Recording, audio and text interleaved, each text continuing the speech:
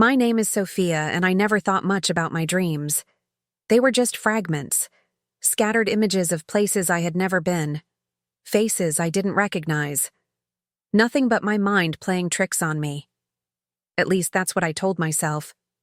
But then, the dream started repeating. It began subtly.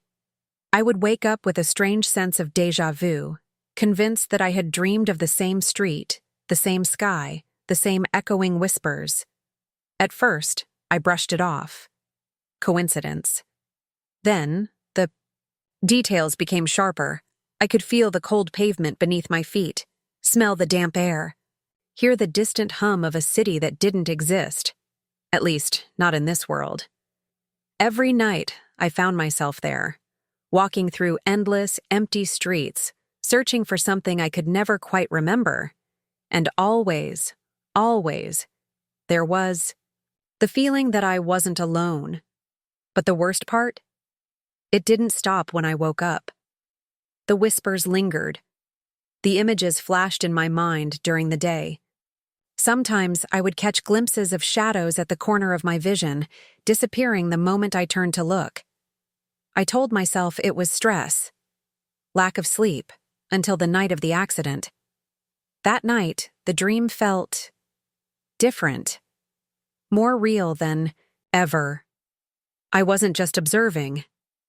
I was there. The street stretched before me, bathed in a strange, dim glow. The buildings loomed taller, the sky darker, and for the first time, I wasn't wandering aimlessly. I was being watched. A figure stood at the end of the road, too far to see clearly, but close enough that I could feel its presence. It didn't move. It didn't speak. But somehow, I knew. It had been waiting for me. A chill crawled up my spine. I wanted to run, but my feet felt glued to the ground. My heart pounded as the figure finally took a step forward, just one. And then, everything went black. The screech of tires, the shattering of glass. Pain, sharp, all-consuming. And then, nothing. For a moment, I thought I had woken up, but I was wrong. Because this time, I wasn't dreaming. I couldn't breathe. I couldn't see. I was floating in a vast, suffocating emptiness. At first, I thought I was still dreaming, but no dream had ever felt this real. The darkness around me wasn't just absence. It was alive. It pulsed, moved, watched. Then I heard them, the whispers, soft at first, then louder. Dozens of voices overlapping, speaking in a language I didn't understand. But I didn't need to. They were talking about me. A cold shiver ran through my body. I tried to move, to turn, to wake up. But I had no body. I was just consciousness, suspended in the void. The whispers grew frantic. The darkness tightened, pressing against me like unseen hands. I felt myself being pulled deeper. And then, I saw them, figures lurking within the shadows. Dozens, hundreds. Their shapes flickered, shifting between human and something else. I couldn't see their faces, but I could feel their hunger. They wanted me. A deep, primal fear gripped me. I struggled trying to break free, but the more I fought, the stronger their pull became. She doesn't remember. She doesn't know. Take her before she does. The whispers turned to hissing, and then they lunged. I screamed, and everything exploded into light. A blinding, searing brilliance cut through the darkness like a blade. The whispers turned into shrieks, agonized and furious. The shadows reeled back, dissolving into the void as the golden light spread. And then I saw him. A figure stepped forward from within the radiance, tall, powerful.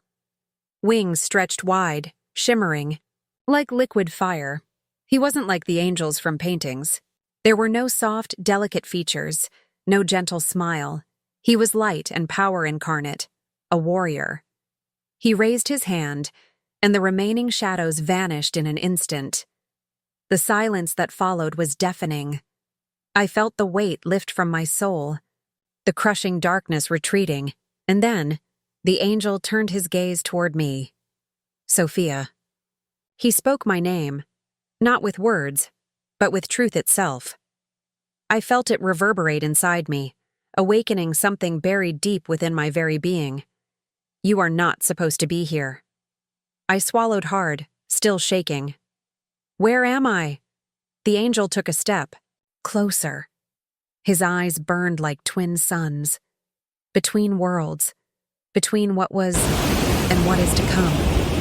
My mind reeled. Am I dead? A pause. Then he shook his head. Not yet. A part of me wanted to cry in relief.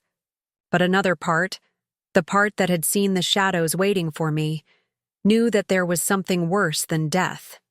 What were they? I asked, my voice barely a whisper. The angel's expression darkened. The forgotten ones, the lost, the ones who were taken before they could wake up. A chill crawled up my spine. Taken by what? He was silent for a long moment. Then he extended his hand. Come. You must see. A wave of golden light engulfed us, and suddenly, I was falling again. But this time it wasn't into darkness. It was into memory. I was falling. Not into darkness, but into something deeper. Visions flashed before me, cities crumbling into dust, faces I recognized but had never met, symbols written in a language I couldn't understand, yet somehow knew. And then I landed, not on the ground, not anywhere real. I was standing inside a dream. The air shimmered, thick and heavy, as if reality itself was uncertain. The city around me looked familiar, but distorted. Buildings stretched impossibly high, their windows reflecting a sky that wasn't quite the sky I knew. The streets felt endless, stretching in all directions like an impossible maze. I had been here before. I had dreamed of this place. Do you recognize it? The angel's voice echoed beside me. I turned to face him. This is a dream, I said, but even as I spoke the words, I felt how wrong they were. He shook his head. No, this is a memory. I felt my heart pound. Memory? But I've never been here before. The angel's gaze burned into mine. Haven't you? I opened my mouth to protest, but then it hit me. The dreams. They had always led me here. I had walked these streets hundreds of times in my sleep, always searching for something I could never find. Why do I keep seeing this place? I whispered. The angel stepped forward, his presence radiating warmth and power. Because you were never supposed to forget. The city around us shifted. The buildings flickered, their walls turning to glass, revealing glimpses of other people. Some walked aimlessly, eyes vacant, trapped in endless loops of repetition. Some stood still, as if waiting for something that would never come. And then, there were others, figures who moved with purpose, as if they knew this place wasn't real. These are the dreamers, the angel said, those who are beginning to wake up. I turned, watching as one of them looked up, straight at me. A woman, her face shadowed, her expression unreadable. For a brief moment, I thought I saw recognition in her eyes, and then she vanished. Where did she go? I asked. The angel's expression darkened. Some wake up, he said. Some are taken before they can. A chill crawled down my spine. Taken. By what? The angel turned to me.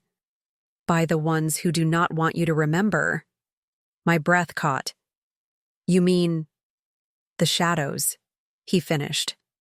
I felt my stomach tighten. What are they? The angel's wings shifted slightly, and I saw, for the first time, something almost like sorrow in his eyes. They are those who failed to wake up, he said. The ones who were trapped before they could understand the truth. They became part of the void. The void? I repeated, my voice barely a whisper. The space between, he said, where forgotten souls drift, where time has no meaning, where dreams become prisons. I shuddered, remembering the figures in the darkness that had tried to pull me down. Why? Me? I asked. Why are my dreams different? The angel studied me for a long moment. Because you were marked to remember. A sharp pain shot through my forehead. Not physical, but something deeper. I gasped, pressing my hands to my temples. They have tried to make you forget, the angel continued. But some memories cannot be erased. I clenched my fists. The dreams had never been dreams at all. They were warnings, messages, a call to wake up. Then what do I do now? I asked, my voice steadier than I expected. The angel's wings spread slightly, the golden light around him pulsing. You must remember everything before it's too late. The city around us began to tremble. Shadows leaked from the edges of buildings, creeping closer, twisting unnaturally. They know you are here, the angel said, and they are coming. I felt the weight of reality pressing against me. I was running out of time. I don't know how to remember, I admitted, panic creeping into my voice. The angel reached out, touching my forehead lightly. Then let me show you. And suddenly, I saw. The moment the angel's hand touched my forehead, everything changed. Tidal wave of memories, visions, knowledge, all of it rushed into me at once, crashing over my mind like a storm. I saw things I had no way of knowing. I remembered things I had never lived. The city around me shifted, the buildings twisting, warping, as if reality itself was unstable. I fell to my knees, gasping for breath. Breathe, Sofia, the angel said, his voice steady, grounding me. You are remembering. I looked up at him, my vision blurred, my thoughts racing. What? What am I remembering? The angel extended his hand, and suddenly, I saw them. Others like me. Hundreds. Thousands. People across time, across history, who had been called to remember through their dreams. Some had followed the signs, uncovering pieces of the truth. Others had ignored them. And some had disappeared before they could wake up. This is the battle, the angel said. It has always been fought in silence, in shadows, in dreams. I turned, watching as one of the dreamers, a man in his 30s, confused, afraid, suddenly froze. Something dark wrapped around him, like invisible hands pulling him away. I tried to move, to scream, but in the blink of an eye, he was gone. They take those who begin to see, the angel said. Before they can understand their purpose. A cold shiver ran through me. Who? I asked, my voice barely above a whisper. The angel's gaze turned to the sky, his golden wings shifting. The ones who fear what happens when humanity wakes up. The ones who thrive on blindness, on control, on deception. The ones who have rewritten history to keep the truth buried. The shadows around us twisted, stretched, taking form. Figures, faceless, shifting, watching. I recognized them. The same things that tried to take me when I first arrived. And now, they were here. They come for you now, Sofia, the angel said. Because you remember. The figures moved toward us. I felt them, their weight, their presence pressing against my mind, trying to make me forget again. For a moment, I almost let them. The pull was strong. It would be easier to let go, to let them erase this knowledge, to return to the world without questions. But then, I heard the whispers. Not from them. From within, me. Memories resurfaced. All those nights I had woken up, heart pounding, certain that something was wrong but never knowing what. All those times I had felt eyes watching me in my sleep. All those dreams that weren't just dreams. No, I whispered. The darkness shook around me. "No," I said again, stronger this time. The figures hesitated. And that's when I understood. They didn't have power over me. They only had power if I let them take it. I took a step forward. "I see you," I said. The shadows reeled back, the angels golden. Fire flared, pushing them further away. "You are waking up, Sofia," he said. "And they cannot touch what is awake." The shadows screamed. Not in sound, but in something deeper, something that shook the very fabric of the dream. They vanished. I exhaled sharply, my entire body trembling. The city around us calmed. The air was lighter, the weight of their presence gone. I turned to the angel. "They wanted me to forget." He nodded. "They want everyone to forget." "Why?" He studied me for a long moment. Then, finally, he spoke. "Because those who wake up," he said, "cannot be controlled." I gasped. Air flooded my lungs like fire. My body convulsed, and for a terrifying moment, I wasn't sure if I was alive or still trapped in that in-between place. But then I felt it. The Kai. Cold sheets beneath my fingertips, the rhythmic beep of a heart monitor, the sterile scent of antiseptic filling my nose. I was back. For a long moment, I just lay there, staring at the ceiling, my mind still reeling from what I had seen. The angel, the shadows, the battle. It hadn't been a dream. It had been real. Turned my head slowly, scanning the hospital room. It was dark, except for the dim glow of the machines beside me. And then, I saw it. The clock on the wall. 30 a.m. A chill ran down my spine, not a coincidence. Not anymore. I lifted my hand, half expecting to see something burned into my skin, some proof of what I had experienced, but my palm was smooth. Still, I could feel it, a weight, an energy, as if something unseen had been left behind. A knock at the door made me flinch. It was soft, hesitant. Then, the door creaked open. A nurse peeked inside, offering a cautious smile. "Miss Sofia, you're awake." I swallowed, my throat dry. Was I? I wanted to ask her how long I had been unconscious. I wanted to tell her everything I had seen, but something stopped me. A strange pressure filled the room. Not physical, but something deeper. I felt watched. I forced a nod. "How long have I been here?"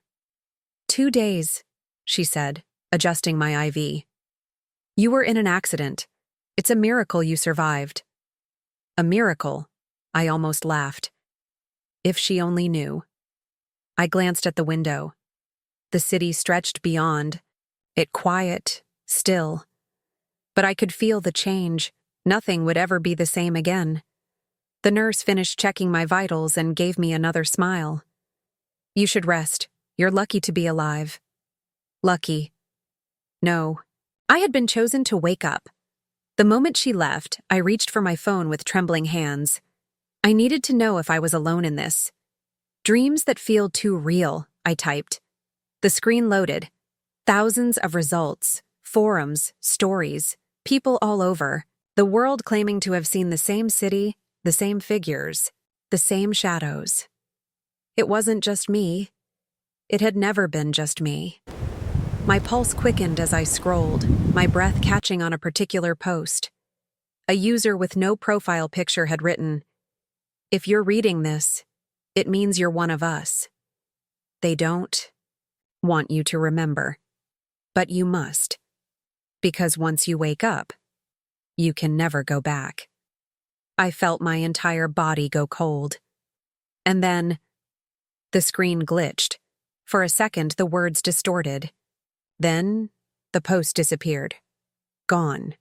As if it had never existed. My hands trembled as I locked the phone, staring at my reflection in the darkened screen. They don't want you to remember. I exhaled shakily, gripping the sheets beneath me. I wasn't. Imagining this, I had seen too much, and now they knew I was awake.